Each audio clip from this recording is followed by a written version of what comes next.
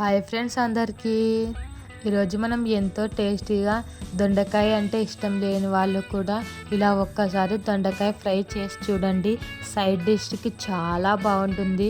సాంబార్లోకైనా పప్పులోకైనా చాలా అంటే చాలా బాగుంటుందండి. ఒక్కసారి ఇలా ట్రై చేయండి. ముందుగా దొండకాయలను క్లీన్గా వాష్ చేసుకొని జంపుగా కట్ చేసుకొని పక్కన పెట్టుకుందాం. ఒక బాండీలోన 3 టేబుల్ స్పూన్ల ఆయిల్ వేసుకోవాలండి. అది కొంచెం హీట్ అయినాక అందులోకి జీలకర్ర, ఆవాలు, కొంచెం పచ్చికరివేపాకు కూడా వేసుకోవాలండి. అది కొంచెం వేగినాక మనం ముందుగా తరుక్కున్న దొండకాయల ముక్కలని వేసుకొని హై ఫ్లేమ్లో బాగా కలుపుకోవాలండి. కలుపుతూనే ఉండాలి, లేకపోతే మాడిపోయే ఛాన్సెస్ ఉంటాయండి. చాలామంది దొండకాయ తింటే మతిమరుపు అనుకుంటారు, కానీ ఇది కూడా హెల్త్కి మంచిదే. కానీ ఎప్పుడూ చేసుకోకండి, ఎప్పుడో ఒకసారి. ఆయిల్ ఫుడ్ కాబట్టి నేను కూడా ఎక్కువ సజెస్ట్ చేయను చేసుకోవాలని.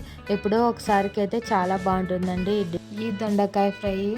చాలామంది చాలా రకాలుగా ఈ దొండకాయ ఫ్రైని డిఫరెంట్ స్టైల్లోన ట్రై చేస్తుంటారండి. ఒక్కసారి నా స్టైల్లో కూడా ట్రై చేయండి. చాలా అంటే చాలా బాగుంటుందండి. ఇలా హై ఫ్లేమ్లో పెట్టి బాగా వేగినాక కలర్ అనేది చేంజ్ అవుతుందండి. సో కలర్ అనేది చేంజ్ అయినాక అందులోకి మీకు కారానికి తగినట్టుగా కారం వేసుకొని తగినంత ఉప్పు వేసుకోవాలండి. అందులోనే చిటికెడు పసుపు వేసుకొని కొబ్బరి పొడి, ధనియాల పొడి వేసుకోవాలండి. అవి వేసుకొని బాగా కలుపుకోవాలండి.